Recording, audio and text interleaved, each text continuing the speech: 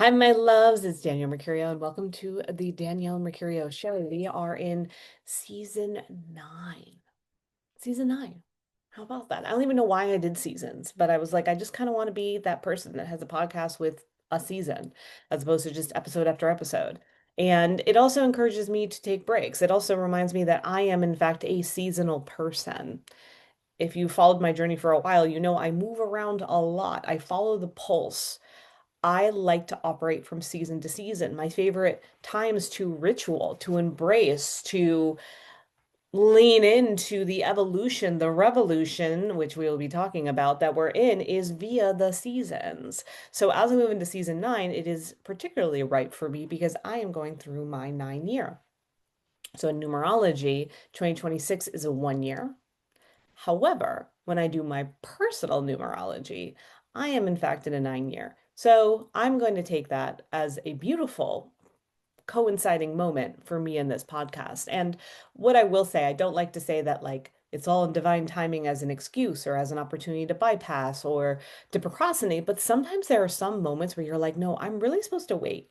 There were so many times where I was like, oh, I'm going to relaunch it in November. I'm going to relaunch it in December. And I just kept hearing, wait till January, wait till Aquarian season, wait till Aquarian season. And now that we're in Aquarian season, it I love Aquarian season, so why wouldn't I want to start then? And then further, I'm in my 9 year. So yeah, let's promote season nine now. And it's a beautiful thing when that all syncs up, eh? So what I want to use this episode for is exactly what episode one in season nine should entail. And that's the energetics of this year that we're moving into around the nature of the number one. We're going to be focusing mostly on the rest of this winter, or depending on where you're listening from, basically leading up till mid-March. And then I'll give some cues on how to look ahead for what is in store the rest of the year. But we have a lot on our plate right now, which many of you have already been feeling. We're just at the end of January here. And it may feel confusing because there's this dynamic of, okay, we're in a 1 year, which is supposed to be a fresh start. Why is it still so hard? Why does it still feel heavy? I thought that we were out of this 9 year cycle. So 2017 was a 1 year, and then it wrapped in 2025 as a 9 year. And so that's something that we want to look at. Further, we also have to realize within the collective, we are all going through our own personal path years. So like I said, mine's 9. How do you calculate that? So what you're going to do is you're going to take your birth month and your birthday plus the year that we're in collectively. So what you would do if you were born today, January 27th, you would add up 1 plus 2 is 3 plus 7 is 10, drop the 0, and then add 1 because we're in a 1 year. And then that equals 2. So the individual that has today as their birthday, their personal path would be a 2 while the collective's going through a 1. Now, some people may be actually coinciding with the energy of 1, and that's cool too. We're all in our own little boat here within the Grand Lake Ocean that we have here on our planet. So let's go to this understanding though of I'm confused because we're in a 1 year and it definitely doesn't feel that way. 1 is the energy of the beginning. 1 is also the energy of I, self, me, I am. And so we're also kind of getting our footing with that as well. We all have to have this individual this feeling of I will prioritize myself. I will take care of myself so that I can tend to this world that is clearly dismantling still. So why is it still dismantling? Why didn't we pick the timeline where every time we move into a 1 year and we move into a new cycle, the movie changes over and happy endings for all and fresh start and here we go. Why is it not that much of a linear switch? Well, the thing is one energy is also about truth. It's about consequence. It's about bringing things to justice. And 1 is also the energy of revolution, which at its core, the grassroots of revolution is spirituality. As much as we want to say our crystals and our tarot card and chanting under the moon is spiritual, what the real spiritual nature is the rebellion, is the fact that we are leaning into consciousness. And as we lean into consciousness, that creates the derivative of how we're going to move forward, more so than anything under the moon. The moon practices are just that, practices. If you are constantly going to somebody that just leads moon circles and all you do is meditate and create new moon lists and burn, that's wonderful, but that's a practice. They are a moon practitioner. They are not a spiritual leader and they are not a spiritual teacher if they are not asking you to go deeper. And so we want to clarify within this 1 year what is surface level spirituality and what is revolutionary spirituality. And the one is going to expose that and why we're still feeling a lot of the stickiness and the carryover of the 9 year that we were just in that 9 year cycle was because in the Chinese zodiac, we're still carrying the snake. Many people have already indicated that 2026 is the year of the horse, which technically it is, but that horse isn't initiated until we reach the Lunar New Year. The Lunar New Year falls upon the new moon in Aquarius. Now, this year, that new moon in Aquarius will have a solar eclipse to it as well, and that's happening on February 17th of 2026. So that means we still have some time to go before we fully move into the horse. And so what the snake is doing is showing us, hey, I've spent a lot of time with you. Okay, I've pretty much spent 8 months with you at this point, and we have been stripping things away. We've been shedding, we've been releasing, we've been getting deeper into our own body autonomy. We have been raising and elevating and increasing our intuition. We are restoring, we are listening to our body. We are shedding our skin and taking a moment to get out of the spotlight, get out of the sun, give ourselves a break so we can heal, so we can restore, so we can have these beautiful new scales, so we can scale up in this life. We are finding a way to stabilize so we can get ready to go to the stables where we will become the horse. Now, that has all coincided. The snake's like, hey, so I've been working on you individually. Here's what's going on from a bigger perspective. Here's the thing that many of you have been seeing. What's going on in the news, what's happening within our collective, for many people isn't a surprise. For many people, they have been monitoring it, they've been looking at it, they've been studying it, they've been praying around it, they've been active, creating activations for it. And for many, still blind to it. So the snake is coming in and being like, hey, here are areas where we are still bypassing. Here are moments that are still being hidden within our ecosystem. Here is truth that constantly is being denied by powerful people that don't want you to know the real truth. And so the revolution, the rebellion is taking our power back so we can just get the truth that's trying to be hidden from us. That's what it comes down to. And the snake was revealing all this to you, coinciding with all the other things it was doing for you individually, so that you could be in a space where you could say, I am in control. And when I say control, I don't mean that from the space of I know the outcome. I am manipulating this. I am gripping for answers. I am tight with anxiety of needing to be in control. When we say I am in control from a spiritual lens, from the lens of the revolution, from what is dictated in the age of Aquarius, we are saying I am regulated. I am at the perfect capacity to move through this. I am in a space of restoration. And because of that, I am in control. I am no longer allowing systems that were designed to fail me and deny me my truth to control the narrative anymore. And so I'm in control. I'm writing this story. I'm stepping up. I'm looking at the patterns. I'm observing and I'm sharing that so that others may do the same in a way that makes the most sense for them. That's where we're at right now. And with being in Aquarian season leading up to that new moon, now the new moon lunar eclipse, always a mouthful, is always going to be the new moon in Aquarius. It's always the second new moon after either the winter solstice or the summer solstice, depending on what hemisphere you live in. This year, it's a little bit later because of the degrees. So this is happening at a later degree of the new moon. That's why it's happening pretty much almost to the end of Aquarian season, where there have been times we've had the Lunar New Year in January. So that's why the timing is what it is. It depends on the degree of the new moon in Aquarius. And so when we get to that point, in addition to everything else that's going on, we're not going to necessarily have the answers, but we're going to have the foresight and we're going to have the vision.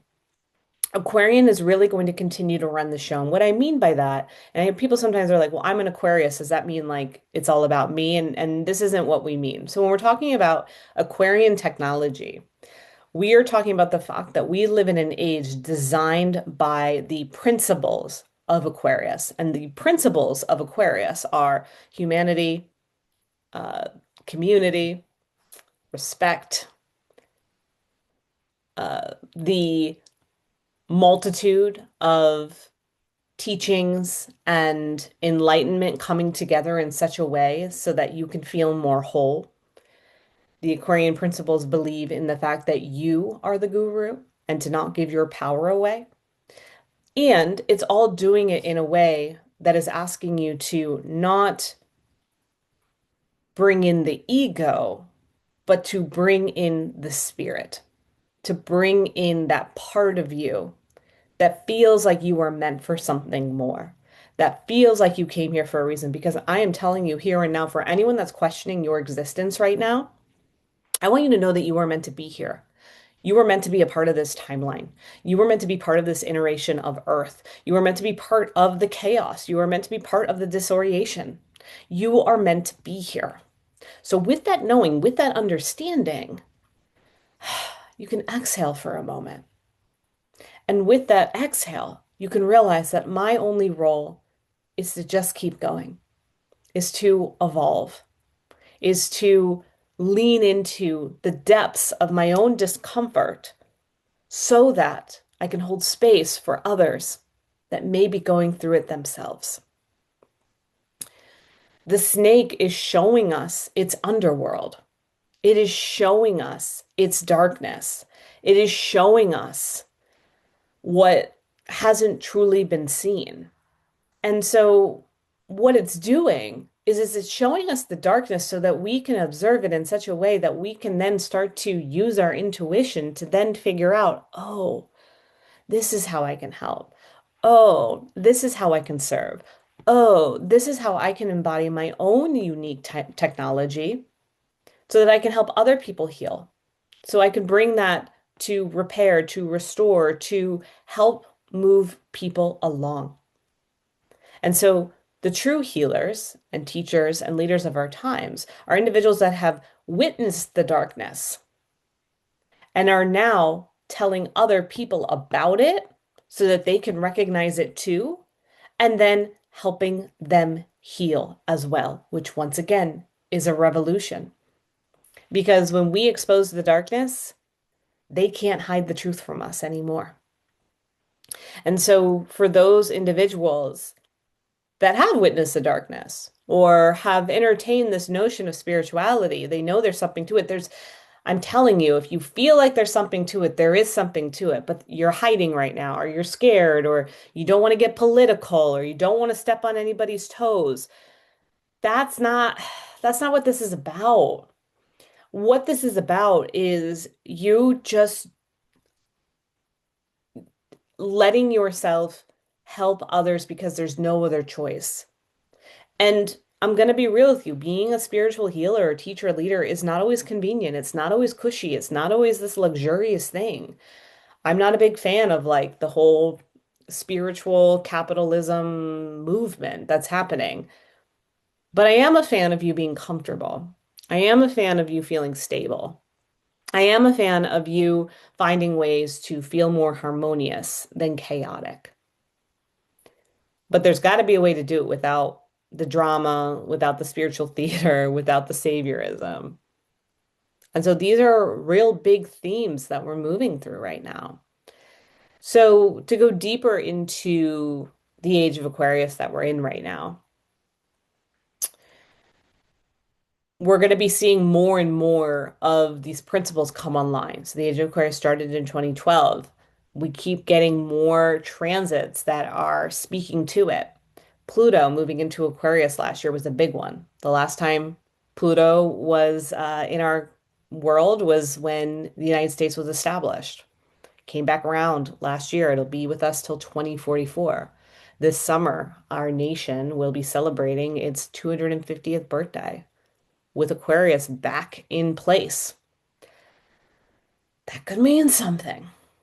The fact that Neptune is now positioned in Aries, that could mean something. But no, but let me tell you what that could mean. So essentially what it could mean is Neptune went into Pisces for the first time in our lifetime in April of 2011. And it's been with us until the end of January of 2026. And Neptune takes about 12 to 14 years in every sign. So it doesn't really come back around again for like another 160 or so years. And so one thing I want to realize everyone to realize is when Neptune moves into a new sign or any planet that hangs out in a sign for a while, it's got to marinate a little bit. So Neptune moved into Aries, but like it needed to marinate and it's still going to need to marinate for a little bit. So we want to get our footing with what this could be. But what I believe with Neptune and Aries together is that there is this beautiful opportunity to bridge spirituality and entrepreneurship. That's how I see it. I see individuals that are willing and ready to bring different systems, unique ideas, teachings that feel embodied to the table, and then creating income and a business out of it. There are still too many people that are scared to charge for what they do. There's still too many people that are afraid because there's no system or template out there to quote unquote be a spiritual entrepreneur. There's not supposed to be, because guess what? If there was a template, it would be controlled. It would have power over you. And I'm not looking for that. And I know you're not looking for that either. So, what we're seeing with this Neptune to Aries shift is the freedom to utilize your technology, your gifts that you bestow, and be paid for it. And letting it be that simple. Because Neptune and Pisces got a little messy. It got a little diluted, a little toxic, a little too watery. Because Neptune and Pisces are our natural best friends. And it was exposing to us a lot of cult-like behavior, a lot of disillusion, a lot of areas where we were ungrounded, and that needed to happen. And it also presented us with the space and the grace to develop new technology in the spiritual realm, in the metaphysical sphere, and allowed the technology that we actually use from the space of computers and our phones and apps, etc., social media, to start to bring more awareness to everyone around this stuff. It's not just doing it in someone's backyard or going to the library and renting out a book. We have access to all of this. But then we also realize within the access to all of this, it can become very overwhelming and it can become very confusing. And then we don't know what leg we're standing on or what we actually stand for. And so my hope with Neptune and Aries is that we can fight for what we believe in and fight for our truth and let it be simple. I keep saying it over and over again. This year needs to be simple because the outer world is going to be complex. So your inner world needs to be simple. That is the energy of one in that way. So we'll then move into a Leo full moon on February 1st. If you're listening in real time, I'm holding a free activation for it. The link's in the bio if you'd like to join, or the link's in the show notes if you'd like to join. And the full moon in Leo will be our last full moon in the year of the snake. So Leo the lion is coming in and being like, hey, it's time for you to be seen. It's time for you to be recognized for what you came here to do. Is there anything else that the snake wants to show you? Now's the time, snake. And the Leo's going to really kind of like corner the snake in that way. Leo the lion's going to be like, look, snake, I could totally just step on you with my paws. And I know that you could also probably just sink into my fur with your teeth. We're not natural besties. All good. but I need you to help my people. Because here's the thing about Leo, my friends. Leo is the opposing sign of Aquarius, which means Leo needs to make sure that the Aquarian technology is seen, that the principles of the Aquarian age are actually activated, that they are recognized. Leo is the spokesperson for the Aquarian age. And I say that from the space of being a Leo sun, moon, rising, and being someone that has been obsessed with the Aquarian age before I even realized it was something that was to the magnitude of what it was. But I knew it was something I needed to learn. It was something I knew, and I'm gonna get emotional, that I felt like I needed to protect. This was wisdom I had to protect because it's wisdom that I am meant to carry on. And the most beautiful thing about a Leo who's truly expressed is they know that the safest thing that they can do is be seen. And so they are going to share that with others. So this full moon in Leo, we want to talk to Mr. Snake and say, is there anything else we need to witness? Is there anything else we need to see here? Because now would be the best time to out it. Because then I'm going to use the next 2 weeks to just filter through, work through it, clear it out. The space between a full moon and a new moon is always about resetting, realigning, purging, getting into a really good spot for the next wave of things. It's getting as much off the to-do list as possible so that you can come at it from a fresh angle when the new moon appears. I'm going to be really curious to see what the energetics will be like. Well, actually, I do know what the energetics are going to be like. We're going to talk about it right before the new moon in Aquarius, Lunar New Year. So, why I said that without real context was the period right before a new moon is called the dark moon. When you look up in the sky, you don't see the moon. You see a black orb. That's the dark moon. That's literally when you go to your computer and you see your little trash can, that's when you hit empty. And then you're being asked, no more, don't fill it anymore. You just need to keep this nice and empty. Keep this nice and clear. That's what a dark moon is. It's literally purging it all and then sitting in the emptiness, sitting in the void. Whew. So that'll be happening. But coinciding with that, we have, and I want to get the degrees direct. I'm going to pull my ephemeris. We have Saturn also joining Neptune and Aries. So we've only had Neptune and Aries together for a hot second. Now it did retrograde. Neptune retrograded April 1st of 2025 until mid-October of 2025. So we did have Neptune and Aries together for that period. It was like a little preview. And so think about that window, April Fools to mid-October. And then because of retrogrades, Neptune went back into Pisces until January 26th to 26th. And that was like one last review of everything that kind of was covered since 2011. So it's a loaded planet, and we're not expected to have all this figured out. Everything that I share with the astrology is meant for your awareness. And then you unpack that accordingly as it feels good to you, or you book a session with me and we unpack it together. So it doesn't become this big, overwhelming thing. And I say, take what resonates. And if it doesn't, great, that's not the assignment right now. So here's what's going to happen. On February, doodly doo, February 14th into February 15th, how romantic. We have Saturn moving into Aries. Okay. Saturn will be moving into Aries. Now, while that is happening, what we need to realize is Neptune will still be at 0 degrees.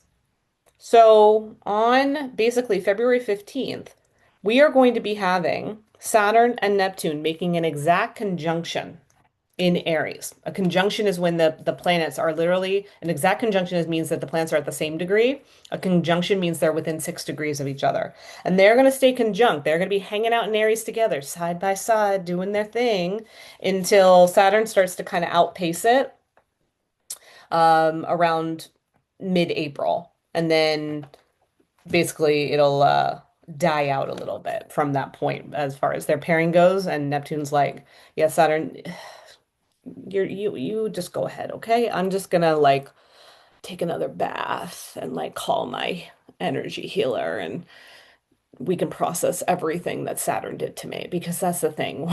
Saturn and Neptune are also an interesting pairing to have hang out together. Saturn is our planet of contracts, rules, discipline. Neptune is like, let's go to another sound bath, shall we?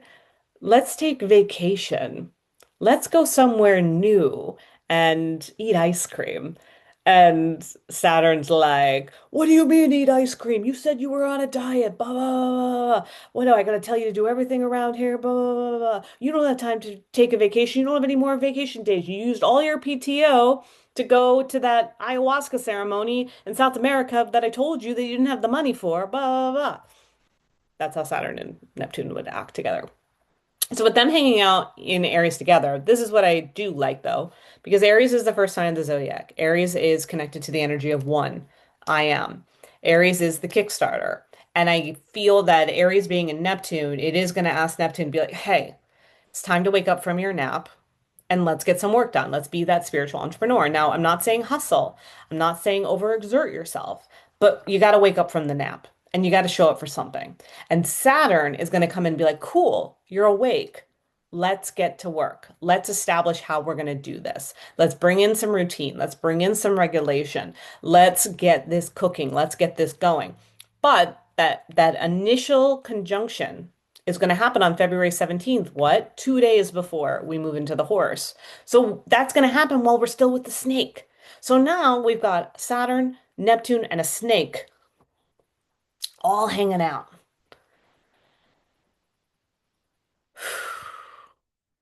I don't know. My hope is that the snake doesn't get sneaky. My hope that the snake is like, hey, I have shared as much wisdom and magic and alchemy as I could. I have revealed truths. I have told everyone not to bypass. I have revealed blind spots. I have helped people strip away what they needed. I have given everyone bright, shiny, beautiful new scales so they can scale up. Saturn and Neptune, you both take it from here. I'm good. I'm gonna go back into my little underworld. Maybe I'll go see what Adam and Eve, my posse, are up to, and we'll go from there. Then we move into the horse. And with that horse, we move into a solar eclipse. This is why I'm not doing the energetics for the whole year. We would literally be here all night. And so, and it's going to just change again anyway, based on what the collective is doing. So, what we want to realize then with what's happening right before the new moon, lunar new year, year of the horse, it's literally like giddy up. And then the lunar new year will happen with the new moon in Aquarius, with the eclipse. The eclipse will also, once again, eclipses reveal blind spots and accelerate at a 3 times more powerful rate than a regular moon phase. So the new moon solar eclipse, if you are literally understanding the assignment, you listened to that Leo full moon, you feel aligned with the Saturn and Neptune dynamic that is playing out, you are on board with being a true spiritual entrepreneur within these times, then this moon phase will be really beneficial and really elevating and feel like a real true liftoff. And I love that for us. Or it might just say, hey, you got a little bit more work to do.